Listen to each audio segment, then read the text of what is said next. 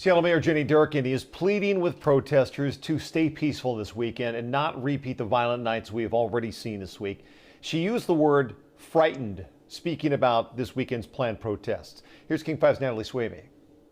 Today, the mayor said, in her view, federal agents are being used for political purposes, and she called that frightening. She also made it clear that she doesn't want to see that happen here. Now, as for this precinct, this is where demonstrators threw water bottles and fireworks last weekend. Today, you see concrete barriers are part of the precautions ahead of more demonstrations. Police say fireworks were thrown on Sunday, injuring officers, and on Wednesday, windows of businesses were busted, along with looting and arson.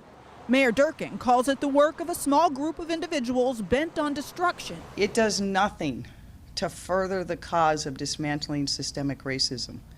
If anything, I believe it distracts from the message, which has been so powerfully raised here and across the country. More protests are planned this weekend, but what's different is federal agents have been sent in on standby, ready to protect federal buildings if needed. The mayor says the acting secretary at the Department of Homeland Security told her there were no plans to send federal forces in. Contrary to Secretary Wolf's stated commitment, neither myself nor Chief Best were updated regarding the presence of these federal agents. So you've got Chief Best and the mayor saying they do not want federal agents to intervene because they think that federal agents have escalated the situation in Portland. Do you disagree with them?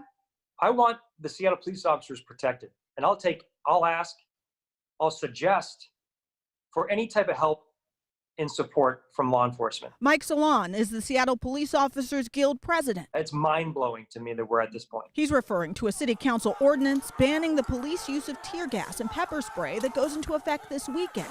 Police Chief Carmen Best is concerned about it too. The council legislation gives officers no ability to safely intercede to preserve property in the midst of a large and violent crowd.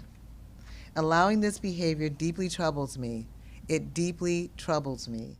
The police chief says she has sent a letter to council members explaining the impact of the ordinance once it goes into effect Sunday. She says if council wants to suggest a different interpretation of the legislation before that happens, she stands ready to receive it. In Seattle, Natalie Swaby, King 5 News.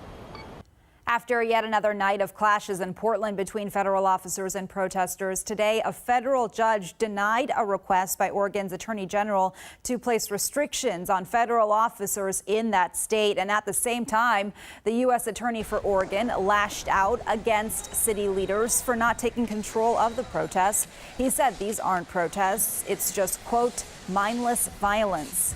Last night, federal officers were seen about a block away from the federal courthouse after the crowd tried to break down the fence around the building.